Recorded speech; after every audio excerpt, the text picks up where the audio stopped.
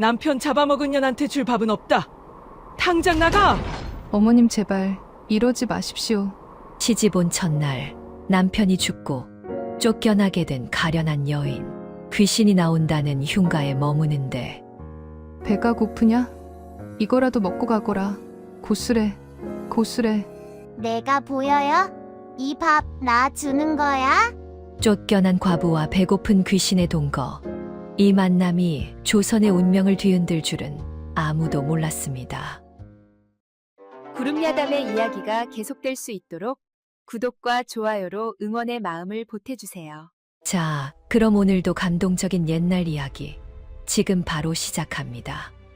먼 옛날 한양 도성밖 작은 고을에 기구한 팔자의 여인 서영이 살았습니다. 고운 심성을 지녔으나 하늘도 무심하시지. 꽃가마 타고 시집와 첫날 밤을 치르기도 전에 청천벽력 같은 일이 벌어졌지요. 새색시가 신방 문턱도 넘기 전 멀쩡하던 난군이 급사를 맞아 숨졌다는 비보가 날아든 것입니다. 초래청의 붉은 초가 다 타기도 전에 장례청의 향불이 피어오르는 기막힌 상황이었지요. 헌데 시어머니 최 씨의 행동이 기괴했습니다.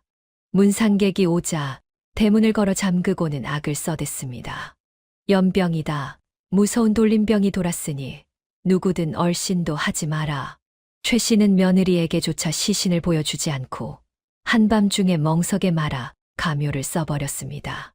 마지막 가는 길이라도 보게 해달라 매달리는 서영에게 돌아온 건 매몰찬 발길질 뿐이었습니다. 장례가 끝나자마자 최 씨는 본색을 드러냈습니다. 엄동설 안에 서영을 마당에 세워두고 소금 한 바가지를 냅다 뿌려버린 것입니다. 어디서 상부살 낀 년이 들어와 내 귀한 아들을 잡아먹어. 서영은 기가 막혔으나 살을 애는 추위 속에 호쩌고리 차림으로 무릎을 꿇고 빌었습니다. 어머님, 갈 곳 없는 몸입니다. 제발 거두어 주십시오. 허나 최 씨는 빗자루로 서영을 대문 밖으로 밀어내며 소리쳤습니다. 내 아들 잡아먹고 재산까지 넘보느냐? 혼수품 하나도 못 주니 꼴도 보기 싫다. 당장 꺼져라. 쾅하고 닫힌 대문 안에서는 왠지 모를 인기척이 느껴졌으나 경험 없는 서영은 서러움에 북받쳐 오열할 뿐이었습니다. 소금 세례를 맞고 쫓겨난 서영이 정처 없이 걷다 멈춘 곳은 마을 사람들이 모두 깊이 아는 산자락 끝 인왕산의 깊은 골짜기였습니다. 그곳에는 오랫동안 사람의 발길이 끊겨 흉물스럽게 방치된 폐가 한 채가 덩그러니 놓여 있었습니다. 마을 사람들은 그곳을 도깨비터라고 불렀습니다. 밤이면 기괴한 울음소리가 들리고 도깨비 불이 번쩍인다는 소문 때문에 거린들조차 하룻밤 묵기를 꺼리는 곳이었지요. 하지만 살을 애는 추위와 배고픔에 지친 서영에게는 귀신보다 당장 얼어 죽는 것이 더 무서운 일이었습니다. 산 사람 목구멍이 포도청이라는데 귀신이 대수겠는가. 서영은 굳게 닫혀있던 살인문을 조심스레 밀었습니다. 마당에는 잡초가 무성하고 처마 밑에는 거미줄이 하얗게 엉겨붙어 있어 마치 귀신의 머리카락처럼 보였습니다. 방 안으로 들어서자 퀴퀴한 묵은 먼지와 냉기가 훅 끼쳐왔습니다. 보통의 여인이라면 기겁을 하고 도망쳤을 테지만 서영은 달랐습니다. 그녀는 눈물을 훔치던 소매를 걷어붙였습니다. 비록 가진 것은 없으나 그녀에게는 야무진 손끝과 강단 있는 마음이 있었습니다. 서영은 가장 먼저 마당가에 서 있는 소나무에서 마른 솔가지를 한 아름 꺾어왔습니다. 아궁이의 불씨를 살려 솔가지를 태우자 매캐하면서도 맑고 향긋한 소량기가 피어오르며 집안 구석구석에 배어있던 잡귀의 기운과 묵은 냄새를 몰아내기 시작했습니다. 물러가거라, 삿된 것들아. 이제부터는 사람이 살 곳이다. 서영은 차가운 눈을 녹인 물에 속치마 자락을 찢어 적셨습니다. 얼음장 같은 물에 손이 빨갛게 얼어터질 듯 아려왔지만 그녀는 멈추지 않았습니다. 뽀얗게 먼지 앉은 마루를 닦고 또 닦았습니다. 서영의 손길이 닿는 곳마다 묵은 때가 벗겨지고 나무 본연의 결이 윤기나게 살아났습니다. 구멍이 숭숭 뚫려 황소바람이 들어오던 문풍지는 부엌 구석 항아리에 말라붙어 있던 풀찌꺼기를 물에 개어 남은 창호지 조각으로 꼼꼼하게 메웠습니다. 서영의 손이 지나간 자리는 어느새 온기가 감돌기 시작했습니다. 그렇게 반나절이 지났을까? 귀신이 나올 듯 음산했던 폐가는 어느덧 정갈한 사람의 집으로 변해 있었습니다. 비록 화려한 세간살이 하나 없는 누추한 방이었지만 닦아놓은 마루 위로 달빛이 비치자 은은한 광택이 흘렀습니다. 서영은 부르튼 손을 호호 불며 자신이 일구어낸 작은 보금자리를 둘러보았습니다. 쫓겨난 서름은 잠시 잊혀지고 살아내야겠다는 의지가 방 안을 가득 채웠습니다. 어느덧 해가 뉘엿뉘엿 저물고 인왕산 자락에는 짙은 어둠이 내려앉았습니다. 서영이 애써 닦아놓은 방 안에도 서늘한 밤 공기가 스며들었지요. 하루 종일 아무것도 먹지 못한 서영의 뱃속에서 꼬르륵 소리가 요란하게 울려 퍼졌습니다. 그녀는 품속 깊이 감춰두었던 식어 빠진 주먹밥 한 덩이를 꺼내 들었습니다. 쫓겨나기 직전 부엌에서 몰래 챙긴 유일한 요깃거리였습니다. 그때였습니다. 방 한 구석, 어둠이 가장 짙게 드리운 곳에서 누군가 서영을 빤히 쳐다보는 시선이 느껴졌습니다. 촛불이 파르르 떨리더니 허공에 기미한 형체가 아른거렸습니다. 보통 사람이라면 비명을 지르고 혼비백산할 법도 했지만 억울한 일을 당해본 사람은 귀신보다 사람이 더 무섭다고 했던가요. 서영은 놀라지 않고 그곳을 지그시 응시했습니다. 그 형체는 10살 남짓 되어 보이는 사내 아이였습니다. 낡은 비단옷을 입고 있었지만 안색은 창백하다 못해 푸르스름했고 입술은 바짝 말라 있었습니다. 아이의 눈망울은 깊은 우물처럼 슬프고도 공허해 보였습니다. 서영의 눈에는 그 아이가 무서운 악귀가 아니라 그저 배고픔과 외로움에 지친 가여운 영혼으로 보였습니다. 서영은 쥐고 있던 주먹밥을 내려다보았습니다. 자신의 배를 채우기에도 턱없이 부족한 양이었지만 그녀는 망설임 없이 밥덩이에 귀퉁이를 뚝 떼어냈습니다. 그러고는 아이가 서 있는 구석을 향해 정성스레 던졌습니다. 고수래 고수래. 서영의 목소리는 나직하고도 다정했습니다. 너도 배가 고파서 이승을 떠나지 못하고 떠도는 것이냐. 비록 찬밥 한 덩이뿐이나 이거라도 먹고 허기를 달래거라. 그것은 단순한 적선이 아니었습니다. 세상 천지에 홀로 남겨진 서영이 자신처럼 갈 곳 없는 존재에게 건네는 따뜻한 위로였습니다. 허공에 던져진 밥알은 바닥에 닿기도 전에 신기루처럼 사라졌습니다. 그러자 놀라운 일이 벌어졌습니다. 무표정하던 아이의 얼굴에 생기가 돌기 시작한 것입니다. 아이는 난생 처음 받아보는 따뜻한 밥상에 감격한 듯 그 큰 눈망울에 그렁그렁 눈물이 맺혔습니다. 사실 이 아이는 왕실의 핏줄로 태어났으나 억울하게 요절하여 제사밥 한 번 제대로 얻어먹지 못한 영창대군의 홀령이었습니다. 오랜 세월 굶주렸던 그의 영혼을 채운 것은 밥알이 아니라 서영의 따뜻한 마음씨였습니다. 아이는 서영을 향해 꾸벅 허리를 숙여 인사를 올렸습니다. 그러고는 맹세하듯 서영의 주변을 빙글빙글 돌았습니다. 마치 이 착하고 가여운 여인을 이제부터는 자신이 수호신처럼 지켜주겠다는 듯이 말이지요. 차가웠던 방 안에 훈훈한 기운이 감돌기 시작했습니다. 서영은 왠지 모를 든든함을 느끼며 식어버린 남은 주먹밥을 입에 넣었습니다. 비록 거친 밥알이었지만 그 맛은 어느 때보다 달고 고소했습니다. 칠흑 같은 어둠이 내려앉고 하늘의 구멍이라도 뚫린 듯 거센 눈보라가 휘몰아치고 있었습니다. 무릎까지 차오르는 눈길을 헤치며 산을 헤매는 한 사내가 있었지요. 그는 다름 아닌 조선의 주상 이현이었습니다. 본래 이현은 최측근 내관인 박상선과 호위무사 두어 명을 대동하고 은밀히 잠행을 나선 길이었습니다. 허나 갑작스러운 폭설에 한치 앞도 분간할 수 없게 되었고 거센 바람에 그만 발을 헛디뎌 비탈 아래 눈구덩이로 구르고 말았습니다. 박상선, 거기 누구 없느냐? 이현이 목청껏 소리쳤으나 돌아오는 것은 살을 애는 바람 소리뿐이었습니다. 눈보라 속의 수행원들과 완전히 길이 엇갈린 절체절명의 상황. 엎친 데 덮친 격으로 며칠째 이어진 거식증으로 쇠약해진 그의 몸은 급격히 얼어붙고 있었습니다. 이현은 눈범벅이 된 도포 자락을 여미며 비틀거렸습니다. 이대로 얼어 죽는 것인가? 차라리 그것이 나을지도 모르겠구나. 점점 감각이 없어지는 손발을 이끌고 걷던 이현의 눈에 희미하게 가물거리는 불빛 하나가 들어왔습니다. 바로 서영이 닦아놓은 폐가에서 새어나오는 따스한 호롱불빛이었지요.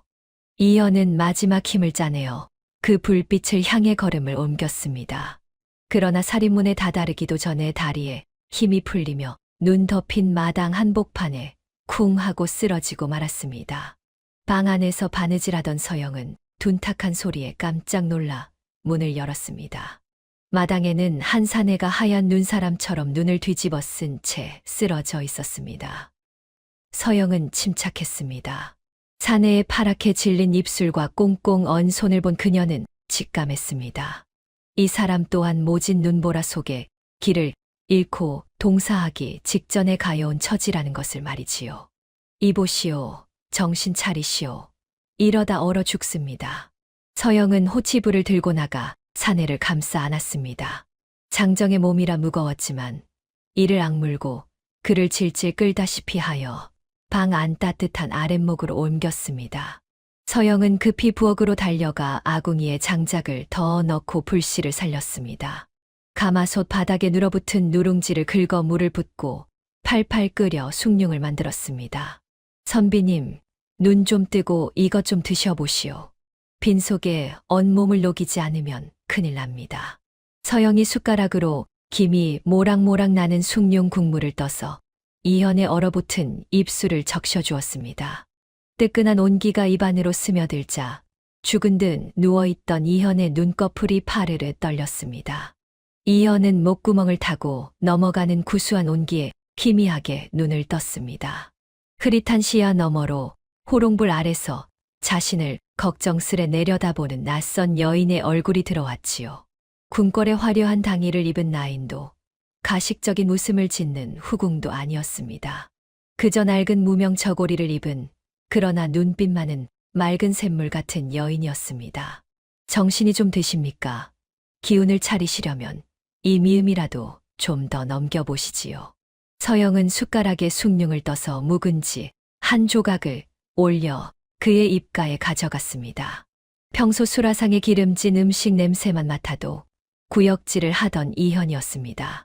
허나 이상하게도 이 여인이 건네는 투박한 음식에서는 역한 냄새가 나지 않았습니다. 오히려 흙내음과도 같은 편안함이 느껴졌지요. 이현은 홀린 듯 입을 벌려 받아 먹었습니다. 눈보라에 꽁꽁 얼어붙었던 내장이 따뜻한 국물에 녹아내리자 꽉 막혀있던 속이 거짓말처럼 뚫리는 듯했습니다. 몇 숟가락을 비우자 뱃속이 따뜻해지며 노곤한 졸음이 밀려왔습니다. 서영은 그를 아랫목에 눕히고 자신이 덮고 자던 낡은 목화솜 이불을 꼼꼼히 덮어주었습니다. 이불에서는 비단 금침의 차가운 감촉 대신 햇볕에 잘 말린 뽀송뽀송한 냄새와 은은한 소량기가 났습니다. 그 향기는 오래전 세상을 떠난 어마마마의 품 냄새와 꼭 닮아 있었습니다. 언제나 날카롭게 곤두서 있던 이현의 신경이 봄눈 녹듯 풀어졌습니다. 밤마다 그를 괴롭히던 가위눌림도 귓가를 맴돌던 원망 섞인 환청도 들리지 않았습니다. 부디 편안히 주무시지요. 밖에는 눈이 많이 쌓였습니다. 여인의 나직한 자장가 같은 목소리를 들으며 조선의 임금 이현은 난생 처음으로 갓난아이처럼 깊고 달콤한 잠에 빠져들었습니다. 방 한 구석에서는 동자 홀령이 턱을 괴고 앉아 이 모습을 흐뭇하게 바라보고 있었습니다. 밤새 휘몰아치던 눈보라는 또 그치고 온 세상이 하얗게 뒤덮인 고요한 아침이었습니다. 이현은 날이 밝자마자 눈 속에 찍힌 발자국을 따라 찾아온 호위무사들에 의해 무사히 궁으로 환궁했습니다. 하지만 궁궐의 화려한 비단 금침 위에서도 그의 마음은 온통 눈 속에 파묻힌 허름한 폐가에 가 있었습니다. 수라상에 올라온 기름진 고기 반찬은 모래알처럼 껄끄러웠고 밤이 되면 어김없이 찾아오던 가위눌림은 더욱 기승을 부렸지요. 그 여인의 숭늉한 그릇이 이 나라의 산의 진미보다 귀하구나. 이현은 결국 참지 못하고 다시 자맹을 결심했습니다. 하나, 임금의 거동이 어찌 그리 쉬울까요? 대전 내관들과 금군들이 물샐 틈 없이 지키고 있어 도저히 빠져나갈 구멍이 보이지 않았습니다. 이때 이현이 믿을 사람은 단 한 명, 어릴 적부터 자신을 보필해온 박상선뿐이었습니다. 박상선, 내 오늘 밤 반드시 나가야 할 곳이 있다. 내가 나를 좀 도와다오. 전하, 아니 되옵니다. 지난번처럼 눈길에 미끄러지기라도 하시면. 박상선이 펄쩍 뛰었으나 이현의 눈빛은 확고했습니다. 그때였습니다. 이현의 침전 창문이 덜컹하고 흔들리더니 서영의 집에서 보았던 동자 홀령이 허공에 나타났습니다. 동자는 짓궂게 웃으며 문 밖을 지키던 다른 내관들의 눈앞에서 손가락을 튕겼습니다. 그러자 신기한 일이 벌어졌습니다. 불침번을 서던 내관들이 갑자기 꾸벅꾸벅 졸기 시작하더니 이내 코까지 골며 깊은 잠에 빠져버린 것이었습니다. 동자가 부린 도술, 일종의 결계였지요. 이를 본 박상선은 입이 떡 벌어졌으나 이현은 다급히 평복으로 갈아입었습니다. 박상선, 너는 나를 따르라. 내가 밖에서 망을 보아야겠다. 예, 전하. 목숨을 바쳐 모시겠사옵니다. 동자 홀령의 신비한 도움과 충직한 박상선의 보필을 받으며 이현은 담장을 훌쩍 넘어 어둠 속으로 사라졌습니다. 박상선은 헐레벌떡 그 뒤를 따랐지요. 서영을 만나러 가는 이현의 발걸음은 천리 길도 한 걸음에 내달릴 듯 가벼웠습니다. 다시 찾아온 이현을 본 서영은 놀라면서도 반가운 기색을 감추지 못했습니다. 선비님, 어찌 또 오셨습니까? 누추한 곳이라 불편하실 터인데 부인이 끓여준 숭늉 맛을 잊지 못해 염치불구하고 또 왔소. 사실 이현은 혼자가 아니었습니다. 그는 대문 밖 어둠 속에 숨어있는 자신의 최측근 박상선에게 눈짓을 보냈습니다. 절대 안을 들여다보지 말고 쥐죽은 듯 망을 보라는 엄명이었지요. 박상선은 추위에 발을 동동 구르면서도 주상의 명이라 꼼짝없이 문 밖을 지키고 서 있었습니다. 그날부터 기묘한 이중 생활이 시작되었습니다. 낮에는 나라를 다스리는 근엄한 군주였지만 밤이 되면 이현은 서영의 든든한 사내가 되었습니다. 이현은 도포 자락을 걷어붙이고 마당에 쌓인 장작을 패기 시작했습니다. 평생 분만 잡았던 손이라 도끼질이 어설프기 짝이 없었지요. 장작을 패는 건지 땅을 파는 건지 모를 지경이었으나 이마에 송골송골 맺힌 땀방울만은 진심이었습니다. 문 밖에서 장작 패는 소리를 듣던 박상선은 아이고 옥체 상하실라 하며 안절부절 못했으나 안에서는 웃음꽃이 피었습니다. 서영은 마루에 앉아 이현의 낡은 옷을 기워주며 피식 웃음을 터뜨리곤 했습니다. 선비님, 도끼는 힘으로 하는 게 아니라 요령으로 하는 것입니다. 이리 줘 보시지요. 서영이 다가와 이현의 손을 잡아주며 시범을 보일 때면 두 사람의 손끝이 스치고 눈길이 얽혔습니다. 타닥타닥 타오르는 아궁이 불빛보다 더 뜨거운 것이 두 사람의 가슴 속에 피어올랐지요. 내 평생 이리 따뜻한 겨울은 처음이요. 모두 부인 덕분이요. 이현이 투박하게 건넨 말에 서영의 볼이 붉게 물들었습니다. 차가운 폐가에 그리고 두 사람의 얼어붙은 마음에 비로소 봄이 찾아오고 있었습니다. 서로를 향한 마음은 깊어졌지만 누구도 감히 연모한다는 말을 입 밖으로 꺼내지는 못했습니다. 하지만 호사다 마라 했던가요? 행복한 시간은 그리 오래 가지 않았습니다. 마을에 과부 서영의 집에 밤마다 웬 사내가 드나든다는 소문이 퍼졌고 그 소문은 기어이 서영을 내쫓은 시어미 최 씨의 귀에까지 들어가고 말았습니다. 어느 날 밤 이현이 잠시 땔감을 구하러 산 뒤편으로 간 사이였습니다. 박상선도 주상의 명으로 잠시 자리를 비운 틈을 타 살인문이 열리더니 최 씨가 건장한 하인들을 대동하고 들이닥쳤습니다. 이런 앙큼한 년, 서방 죽은 흙도 안 말랐는데 벌써 사내질을 해. 최 씨는 다짜고짜 서영의 머리채를 휘어잡았습니다. 방 안에 놓인 이현의 갓과 도포를 발견한 최 씨의 눈이 뒤집혔습니다. 내 이럴 줄 알았다. 상부살 낀 년이 음탕하기까지 하구나. 내 년이 홀린 사놈은 어디 있느냐? 오늘 아주 요절을 내주마. 최 씨는 서영을 마당으로 끌어내 패대기 쳤습니다. 그리고는 집안을 샅샅이 뒤져 서영이 삭바느질로 모아둔 엽전 꾸러미까지 챙겨 넣었습니다. 서영이 바지가랑이를 잡고 매달렸지만 돌아오는 것은 매몰찬 발길질 뿐이었습니다. 이현은 멀리서 이 광경을 목격하고 피가 거꾸로 솟는 듯 했습니다. 당장이라도 달려나가 저 폐악질을 하는 노파를 베어버리고 싶었습니다. 이현이 주먹을 꽉 쥐고 뛰쳐나가려 할 때였습니다. 어느새 돌아온 박상선이 사색이 되어 이현의 앞을 막아섰습니다. 전하, 아니 되옵니다. 지금 나서시면 신분이 탈로 납니다. 과부와 통정했다는 소문이 나면 저 여인은 국법에 따라 죽음을 면치 못할 것입니다. 박상선의 만류에도 이현의 눈에서는 불꽃이 튀었습니다. 이현은 입술을 깨물며 박상선에게 나직이 명했습니다. 박상선, 당장 산 아래 대기 중인 금군들을 불러오너라. 단 한 놈도 놓치지 않게 포위하라고 해라. 예, 전하. 박상선이 헐레벌떡 산 아래로 뛰어 내려가는 동안 이현은 터져 나오는 비명을 삼키며 나무 뒤에 몸을 숨겨야만 했습니다. 서영의 비명 소리가 그의 가슴을 후벼 팠습니다. 최 씨 일당이 서영을 멍석말이라도 하려던 절체절명의 순간 더 이상 참을 수 없었던 이현이 어둠 속에서 걸어 나왔습니다. 멈추어라. 내 이놈들, 감히 누구 몸에 손을 대는 것이냐.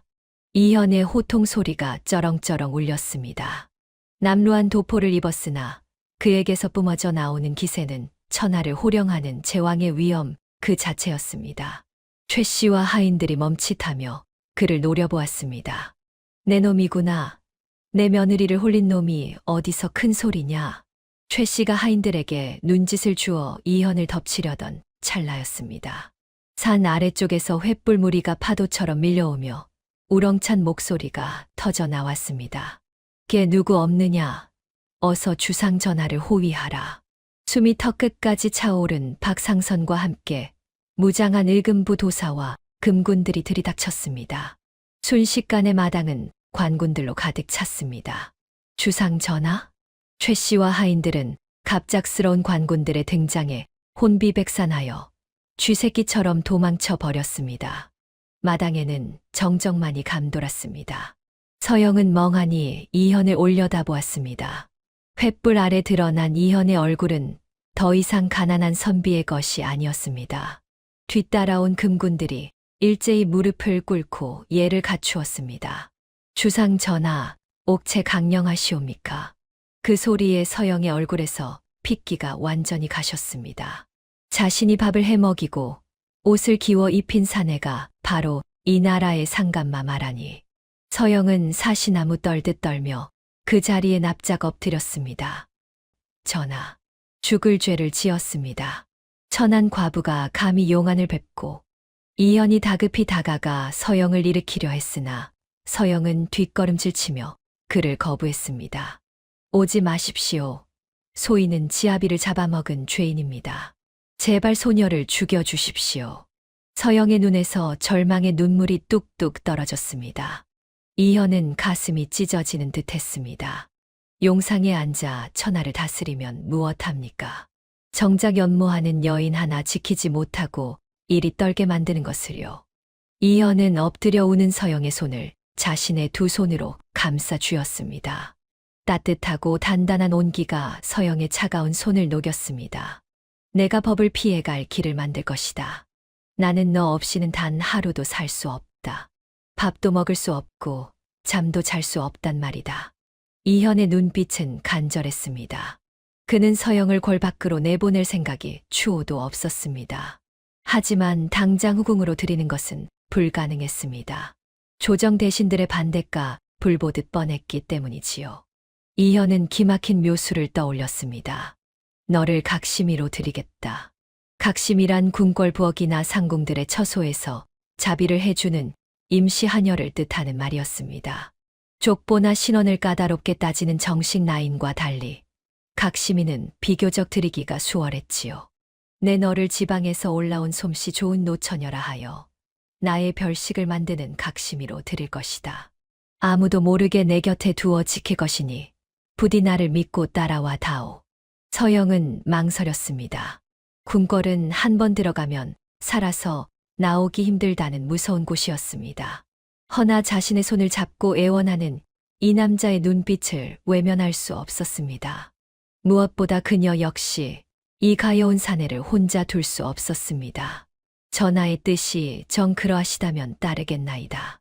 다음 날 밤 서영은 남루한 소복을 벗고 수수한 무명치마 저고리로 갈아입었습니다. 그리고 누구의 눈에도 띄지 않게 궁궐의 쪽문으로 들어섰습니다. 동자 홀령도 신이 나서 가마 지붕 위에 올라타 함께 궐로 향했지요. 그렇게 쫓겨난 과부 서영의 파란만장한 궁궐 생활이 시작되었습니다. 서영이 궐에 들어온 후 임금 이현의 수라상에는 기이한 변화가 일어났습니다. 산의 진미가 가득한 12첩반상은 그대로 물려지고 대신 소박하기 그지없는 뚝배기 하나가 오르기 시작한 것입니다. 그 뚝배기 안에는 서영이 밤새 가마솥에 끓여낸 누룽지가 담겨 있었습니다. 누렇고 구수한 국물에 숭덩숭덩 썬 무짠지 한 접시. 그것이 이현이 먹는 식사의 전부였지요. 수라간 최고 상궁들은 채통이 말이 아니라며 발을 동동 구르거나 비웃었지만 이현의 안색은 날이 갈수록 좋아졌습니다. 이제야 살 것 같구나. 뱃속에 따뜻한 기운이 도니 머리도 맑아지는 듯하다. 이현은 서영이 몰래 지어 올린 밥상을 받을 때마다 그녀의 거친 손을 떠올렸습니다. 화려한 기교는 없으나 정성이 가득 담긴 음식은 도끼 서린 궁궐에서 이현을 지키는 유일한 해독제나 다름없었지요. 하지만 꼬리가 길면 밟히는 법이라 했습니다. 대비전과 외척 세력인 우의정의 귀에 이 소식이 들어갔습니다. 주상께서 수라를 물리시고 출처 모를 계집이 만든 천한 음식을 드신다. 대비의 눈매가 매섭게 치켜 올라갔습니다. 그녀는 즉시 상궁들을 풀어 서영의 뒷조사를 시작했습니다. 굴러들어 온돌이 박힌 돌을 빼낼까 노심초사하던 그들은 서영이 머무는 허름한 부엌을 예의주시하기 시작했습니다. 궁궐 안에는 보이지 않는 먹구름이 서영을 향해 몰려들고 있었습니다. 궁궐의 담벼락은 높고도 견고했지만 서영에게는 남들이 갖지 못한 든든한 아군이 있었습니다. 바로 눈에 보이지 않는 동자 홀령, 영창대군이었습니다. 동자는 밤마다 권례를 제 집처럼 휘젓고 다녔습니다. 어느 깊은 밤, 동자 홀령은 우의정과 제조상궁이 은밀히 만나는 내의원 뒤뜰로 날아들었습니다. 그들은 주위를 두리번거리더니 품속에서 작은 종이봉투를 꺼내어 주고받았습니다. 이번에야말로 확실히 해야 하네. 주상의 기력이 되살아나는 꼴을 더는 볼 수 없네. 우의정의 목소리는 낮고 음침했습니다. 제조상궁은 고개를 조아리며 봉투를 받아 챙겼습니다. 염려 마십시오, 대감. 색도 없고 맛도 없어 귀신도 모를 것입니다. 내일 올릴 탕약에 섞어 넣겠습니다. 그것은 독약이었습니다. 서서히 몸을 망가뜨려 끝내 숨통을 끊어놓는 무서운 가루였지요. 동자는 화가 머리끝까지 치밀어 올랐습니다. 당장이라도 소리를 지르고 싶었지만 산 사람에게 목소리가 닿을 이 만무했습니다. 동자는 헐레벌떡 서영에게 날아갔습니다. 서영은 부엌 한 구석에서 쪽잠을 자고 있었습니다. 동자는 급한 마음에 서영의 꿈속으로 파고들었습니다. 꿈속에서 동자는 피를 토하며 울부짖었습니다. 저들이 형님의 탕약에 독을 탔어요. 막아야 해요. 서영은 식은땀을 흘리며 번쩍 눈을 떴습니다. 동자의 절박한 외침이 귓가에 생생했습니다. 창밖을 보니 이미 날이 밝아오고 있었습니다. 고도왕에게 아침 탕약이 올라갈 시간이었습니다. 서영은 앞뒤 재볼겨를도 없이 달렸습니다. 각심이 주제에 감히 궁궐 마당을 가로지르는 것은 목숨을 건 행동이었습니다. 하지만 서영의 머릿속에는 오직 이현을 살려야 한다는 생각뿐이었습니다. 대전문 앞에서는 마침 제조상궁이 탕약 그릇을 받쳐들고 들어가려던 참이었습니다. 서영은 다급하게 외쳤습니다. 멈추십시오. 그 약을 드시면 안 됩니다. 제조상궁과 내관들이 소스라치게 놀라 서영을 막아섰습니다. 인연, 여기가 어디라고 감히 소란을 피우느냐. 당장 저 미친년을 끌어내라. 금군들이 서영을 포박하려 할 때 방문이 벌컥 열리며 이현이 걸어 나왔습니다. 이현은 헝클어진 머리로 끌려가는 서영을 보고 눈이 휘둥그레졌습니다. 잠깐 멈추어라. 무슨 일이냐? 서영은 바닥에 엎드려 읍소했습니다. 전하, 죽을 죄를 지었으나 한 번만 제 말을 들어주시옵소서. 그 탕약을 절대 드시면 아니 되옵니다. 제조상궁의 얼굴이 흙빛이 되었습니다. 그녀는 떨리는 목소리로 반박했습니다. 전하, 억울하옵니다. 인연이 미쳐서 헛소리를 하는 것입니다. 하지만 서영은 물러서지 않았습니다. 그녀는 어릴 적 어깨너머로 배운 약초 지식을 떠올렸습니다. 독이 든 탕약은 은수저 끝을 검게 물들인다는 사실을 말이지요. 전하, 부디 은비녀 하나만 빌려주십시오. 제 말이 거짓이라면 당장 목을 내놓겠습니다. 이현은 서영의 눈빛에서 진실을 잃었습니다. 그는 상궁의 머리에서 은비녀를 뽑아 탕약 그릇에 담갔습니다.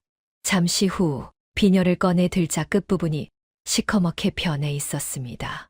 명백한 독이었습니다. 이런 천인공노할 짓을 보았나. 이현의 진노에 제조상궁은 그 자리에서 기절하고 말았습니다. 서영의 기지와 동자의 도우로 왕은 목숨을 건졌습니다. 이 사건으로 이현은 서영을 더욱 신뢰하게 되었으나 동시에 서영의 존재는 적들에게 가장 큰 눈의 가시가 되고 말았습니다. 독살 계획이 실패로 돌아가자 벼랑 끝에 몰린 우의정 일파는 최후의 수단을 꺼내 들었습니다. 그들은 서영이 남편을 잡아먹은 과부라는 점을 집요하게 파고들었습니다. 그녀를 살인자로 몰아 왕까지 곤경에 빠뜨리려는 계략이었지요. 우의정은 관아의 포졸들을 풀어 서영의 죽은 지아비묘를 강제로 파헤치게 했습니다. 저 요망한 계집이 서방을 독살하고 시신을 훼손했을 것이다. 증거를 찾아내라. 난군의 고향 뒷산, 포졸들이 괭이로 땅을 파기 시작했습니다. 이윽고 흙 속에서 허름한 관 뚜껑이 드러났습니다. 우의정의 하수인은 회심의 미소를 지으며 관 뚜껑을 열어젖혔습니다. 그러나 그곳에 시신은 없었습니다. 이게 무엇입니까? 관 속에는 썩어가는 시신 대신 무게를 맞추기 위해 채워 넣은 커다란 강돌 무더기만 가득 들어 있었습니다. 주변에 있던 사람들 모두가 경악을 금치 못했습니다. 우의정은 당황하기는커녕 무릎을 치며 좋아했습니다. 옳거니 내 예상이 맞았다. 저 독한 년이 난군을 죽이고 시신을 유기한 게야. 이는 능지처참을 당해도 싼 대역죄다. 그들은 즉시 한양도성에 방을 붙였습니다. 궁궐에 숨어든 요부 윤서영이 본 남편을 살해하고 시신을 빼돌렸다는 끔찍한 내용이었습니다. 소문은 삽시간에 퍼져나갔고 서영은 졸지에 희대의 살인마가 되어 의금부로 압송될 위기에 처했습니다. 서영은 소문을 전해 듣고 하늘이 무너지는 듯 했습니다. 서방님이 죽었을 때 관뚜껑도 열어보지 못하게 했던 시어머니의 행동이 이제야 떠올랐습니다. 공포와 의심이 서영을 갉아먹고 있을 때 동자 홀령이 흥분하여 날아왔습니다. 동자는 무언가를 발견한 듯 다급한 표정으로 서영의 옷자락을 마구 잡아당기며 밖을 가리켰습니다. 서영은 이미 동자 귀신과 정이 든 터라 놀라지 않았습니다. 왜 이리 보채느냐? 무슨 급한 일이라도 생긴 게야. 하지만 옆에 있던 이현은 눈앞에 선명하게 드러난 형체에 흠칫 놀라 뒷걸음질 쳤습니다. 이현은 놀란 가슴을 진정시키며 서영에게 물었습니다. 저 아이가 지금 우리에게 무언가 알리려는 것 같소. 대체 어딜 가리키는 것이오? 서영이 동자의 손짓을 유심히 살피더니 외쳤습니다. 밖으로 나가자고 합니다. 무언가 보여줄 게 있는 모양입니다. 이현은 직감했습니다.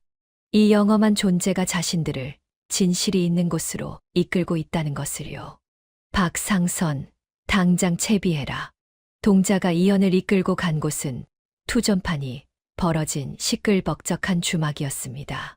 그곳 구석방에서는 한 사내가 기생을 끼고 술판을 벌이고 있었습니다.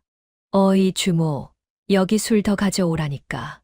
내 전대에는 돈이 썩어나게 많단 말이다. 술에 취해 붉어진 얼굴, 개슴츠레한 눈. 그는 분명 죽었다던 서영의 난군이었습니다. 옆에는 서영을 내쫓았던 시어미 최 씨가 웃고 있었습니다. 아이고, 내 새끼 장하다. 그 멍청한 년 혼수금으로 빚 다 갚고 이렇게 호강을 하는구나. 진작 죽은 척하기 잘했지. 이현은 문 밖에서 그들의 대화를 듣고 치를 떨었습니다. 그것은 단순한 비극이 아니었습니다. 탐욕에 눈이 먼 모자가 순진한 여인을 희생양 삼아 버린 천인공노할 사기극이자 기망이었습니다. 서영이 겪은 모진 시집살이와 소금, 세례, 그리고 과부라는 멍해가 모두 이들의 추악한 연극이었음이 밝혀지는 순간이었습니다. 이현의 눈에서 불꽃이 튀었습니다. 그는 더 이상 참을 이유가 없었습니다. 여봐라. 당장 저 짐승만도 못한 것들을 포박하라.